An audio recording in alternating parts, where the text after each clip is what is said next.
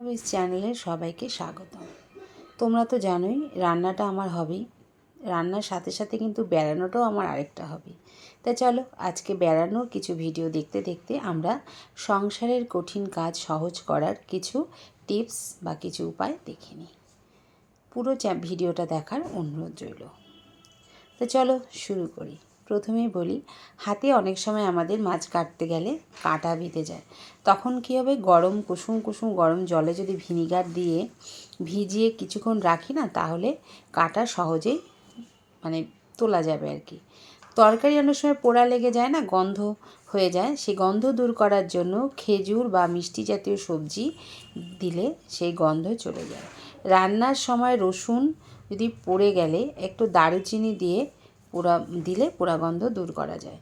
পাউরুটি দেখবে অনেক দিন রাখলে কেমন শক্ত হয়ে যায় না, তাই বলছে পাউরুটির প্যাকেটে যদি এক টুকরো আপেল রেখে দিই তাহলে নাকি পাউরুটি নরম থাকবে।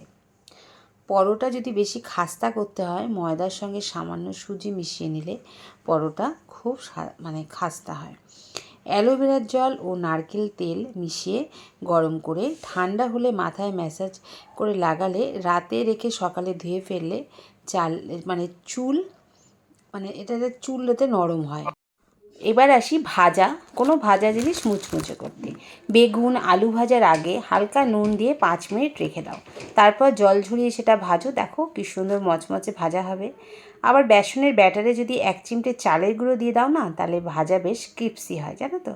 মাংস নরম করতে রান্নার আগে 30 মিনিট দই আদা রসুন বাটা মেখে রাখো, তারপর সামান্য কাঁচা পেঁপে বাটা দিলেও মাংস খুব দ্রুত সেদ্ধ হয়।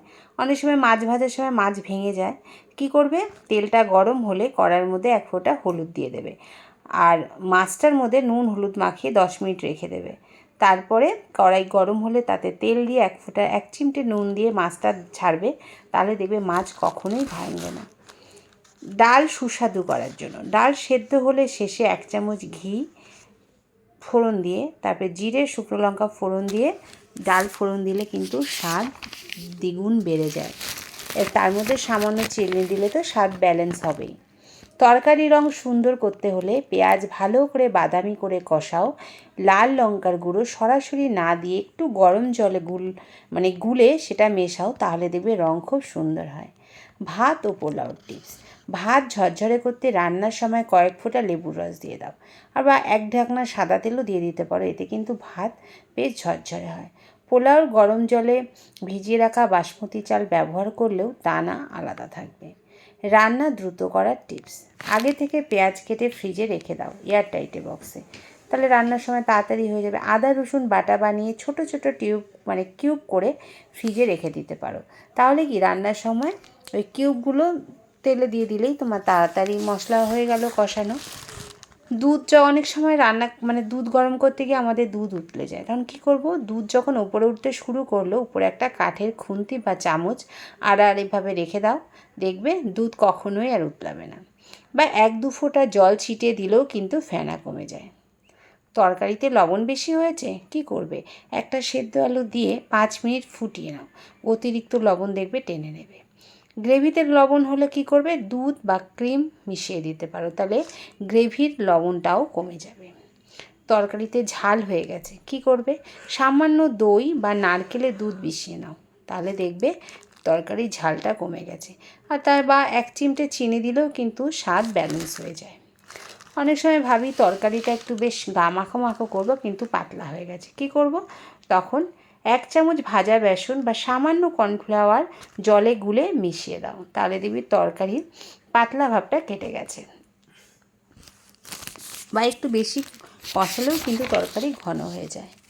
লেবু তো শক্ত হয়ে যায় জানি, তার জন্য কাটার আগে লেবু 10 সেকেন্ড গরম জলে চুবিয়ে রেখে কাটো, দেখো ভালো রস বেরাবে।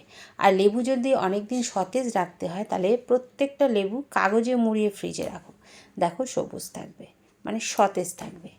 পেঁয়াজ কাটলে তো চোখে জল আসে, পেঁয়াজ টুকরো করে খোসা ছাড়িয়ে টুকরো করে জলে কিছুক্ষণ ভিজিয়ে রাখো, তারপর পেঁয়াজটা কাটো, দেখো পেঁয়াজ কাটলে একদমই চোখ থেকে জল আসবে না। অনেক সময় মাছ থেকে কাঁচা গন্ধ বেরায়, কী করব, নুন হলুদ মেখে 10 মিনিট রেখে মাছটাকে ধুয়ে নেব, তাহলে কিন্তু কাঁচা গন্ধটা চলে যাবে। বা সামান্য লেবুর রস দিয়ে বা ভিনিগার মাখিয়ে রেখেও ধুলে মাছের যেটা কাঁচা গন্ধ সেটা চলে যায়।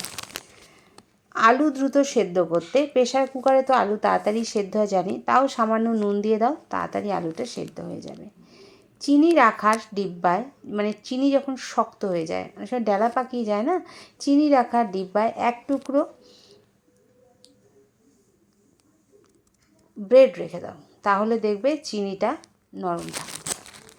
কাঁচা লঙ্কা বেশি দিন রাখলে কাঁচা লঙ্কা নষ্ট হয়ে যায়। বোটা ছাড়িয়ে একটা টিস্যু পেপার একটা বক্সের মধ্যে রেখে টিস্যু পেপার দিয়ে তার মধ্যে লঙ্কাটা রাখো, লঙ্কাটা দেখবে অনেক দিন ভালো থাকে। অনেক ধনেপাতা আনা হয়ে গেছে, নষ্ট হয়ে যাচ্ছে, কি করবে, ধনেপাতার বোটা কাটো, একটা ভেজা টিস্যু পেপারে ধনেপাতাটাকে জড়িয়ে একটা এয়ারটাইট বক্সে রেখে দাও, অনেক দিন ধনেপাতা ভালো থাকবে। টমেটো নষ্ট হয়ে যাচ্ছে, টমেটোর বোটা কেটে তার মধ্যে একটু সর্ষে তেল মাখিয়ে রাখো, দেখো টমেটোটা বেশ কয়েকদিন ভালো থাকবে। চলো আরও কিছু টিপস জেনে নিই। চালের সাথে 1-2 এলাচের খোসা, মানে বা গোটা এলাচ ফাটিয়ে যদি দিয়ে দাও, তাহলে ভাতের সুবাস ছড়িয়ে পড়ে চারদিকে। সেদ্ধ ডিম অনেক সময় খোসা ছাড়াতে আমাদের খুব কষ্ট হয়, সেদ্ধ ডিমটাকে কিছুক্ষণ ঠান্ডা জলে চুবিয়ে রেখে মানে খোসা ছাড়াও, দেখো কি তাড়াতাড়ি উঠে যাবে। লুচি বা পুরি ভাজার আগে তেলের মধ্যে 1 চিমটে নুন ফেলে দাও, তাহলে দেখবে তেল সাশ্রয় হবে। মাংস যদি সেদ্ধ না হয়, সেদ্ধ মাংসের মধ্যে দু তিনটে টুকরো, তিনটে আর কি, মেথি দিয়ে দাও, তাহলে দেখবি জলদি মাংস সেদ্ধ হয়ে গেছে। আমরা অনেক সময় বাসি ভাত থাকে সেটাকে গরম করি না, তার মধ্যে 1 চামচ জল দিয়ে দাও, দেখবে আগের মতো নরম স্বাদ পাবে। ভাতের ফ্যানের কিছু উপকারিতা। ভাতের ফ্যানের কত যে উপকার আছে তোমরা জানো না। আগেকার দিনে আমাদের মা মাসিরা কী করতো, মা ঠাকুমারা সুতির কাপড়ে বা পাঞ্জাবিতে কড়া মাড় হওয়ার জন্য ভাতের মাড় দিত। ভাতের মাড়ের কিন্তু কোনো বিকল্প নেই, এটি কাপড়কে নতুন ও ঝকঝকে রাখে এবং কাপড়ের ইস্ত্রি করলে দীর্ঘস্থায়ী হয়। তারপরে যেমন ভাতের মাড় প্রাকৃতিক কন্ডিশনার, জানো তো, ভাতের মাড় মুখে দিলে ঠান্ডা করে মুখ ধুলে ত্বকের উজ্জ্বলতা বাড়ে এবং ত্বক যদি পুড়ে যায় রোদে, সেই পোড়া ভাবটাও কমে যায়। ভাতের মাড় ঠান্ডা করে গাছের গোড়ায় দাও, এটি গাছের জন্য দারুণ পুষ্টিকর খাবার এবং গাছ এতে দ্রুত বাড়ে এবং পাতাও সবুজ থাকে। তোমার পেট খারাপ হয়েছে বা হজমের সমস্যা হচ্ছে, সামান্য লবণের সাথে হালকা গরম ভাতের মাড়, মানে হালকা কুসুম কুসুম করে খাও, তাৎক্ষণিক দেখবে তুমি আরাম পাবে।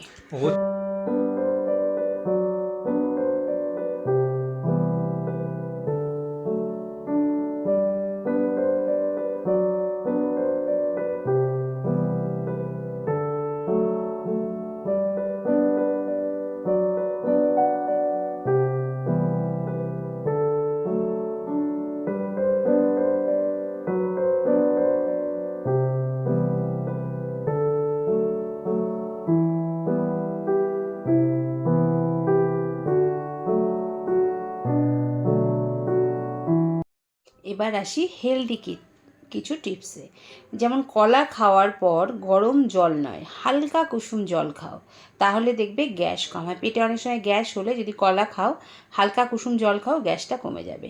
অল্প সময় চোখ বন্ধ করে নাক দিয়ে গভীর শ্বাস নিলে মাথা ব্যথাও কমে যায়।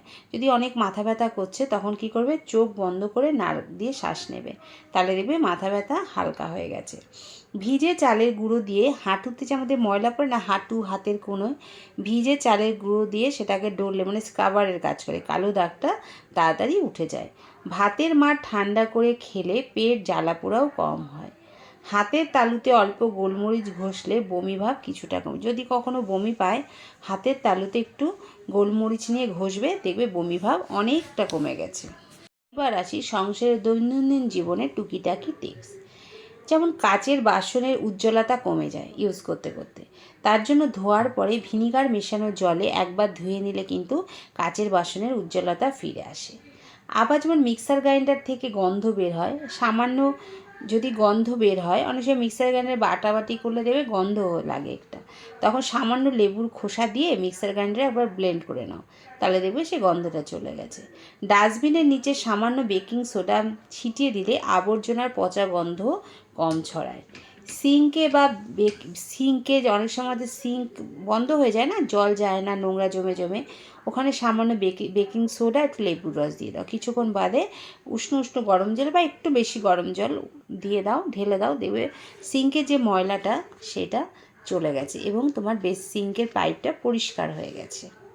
বলি প্রতিদিন রান্না করতে করতে তো আমাদের অনেক ভুলভ্রান্তি ঘটে, মানে সে ভুলের কোনো মাপ হয় না সংসারে।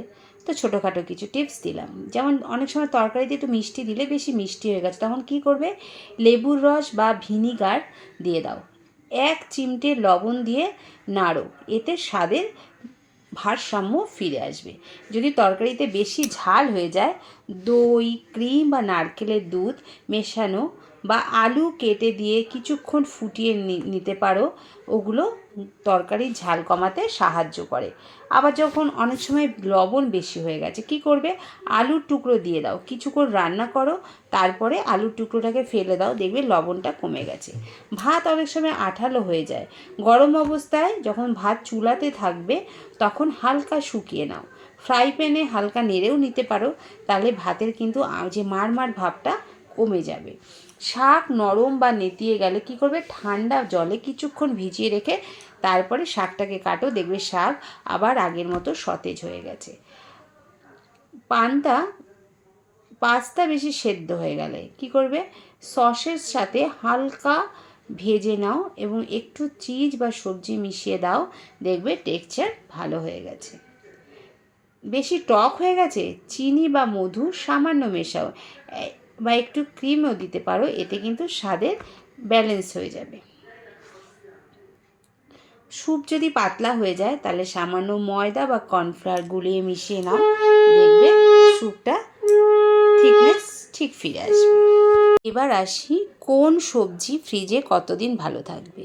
গাজর, এটা 2 থেকে 3 সপ্তাহ ফ্রিজে ভালো থাকে। বাঁধাকপি থাকে 2 সপ্তাহ ভালো। ফুলকপি 1 সপ্তাহ, তার বেশি না। শসা 1 সপ্তাহ। টমেটো 3 থেকে 5 দিন। আর কাঁচা লঙ্কা 1 থেকে 2 সপ্তাহ, তবে অবশ্যই বোটা ছাড়িয়ে। আর টমেটো যদি বোটা ছাড়িয়ে সামান্য তেল মাখিয়ে রাখা যায় তাহলে টমেটো কিন্তু অনেক দিনই ভালো থাকে। যেমন রুটি বেলার আগে যদি অনেক সময় রুটি বেলনাতে আটা লেগে যায় না, সেটা যদি বেলনাটা কিছুক্ষণ ফ্রিজে রেখে দাও তাহলে কিন্তু আটা লেপ্টে যাবে না। আবার ময়দা মাখার সময় অল্প সুজি মেশালে লুচি অনেকক্ষণ ফোলা থাকে। বিস্কুটের কোটায় অল্প চিনি বা টিস্যু পেপার রাখলে বিস্কুট কিন্তু মচমচে থাকে। আর তামার বাসন, পেতলের বাসন আমরা তো জানি লেবু তেঁতুল দিয়ে মাজলে চকচকে হয়। তুমি যদি টক দই মাখিয়ে কিছুক্ষণ রেখে সেই বাসনটাকে মাজো না, সেই বাসনটা কিন্তু খুব সুন্দর চকচক হবে, একদম নতুনের মতো। করে দেখো একবার আমার এই টিপসগুলো, যদি না হয় আমায় বলো। আজকে ছিল এই ছোটোখাটো টিপসগুলো।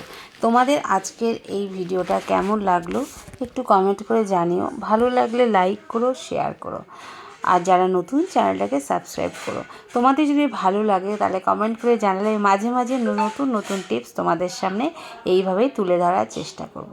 সবাই ভালো থেকো, সুস্থ থেকো, দেখা হবে নতুন একটা ভিডিওতে নতুন একটা রেসিপি বা টিপসের সাথে। আর কেমন লাগলো আজকে আমার বেড়ানোর ভিডিওগুলো, এটাও কিন্তু আমার একটা হবি, সেই হবিটাও তোমাদের মধ্যে শেয়ার করলাম। সবাই ভালো থেকো, সুস্থ থেকো, দেখা হবে নতুন একটা ভিডিওতে।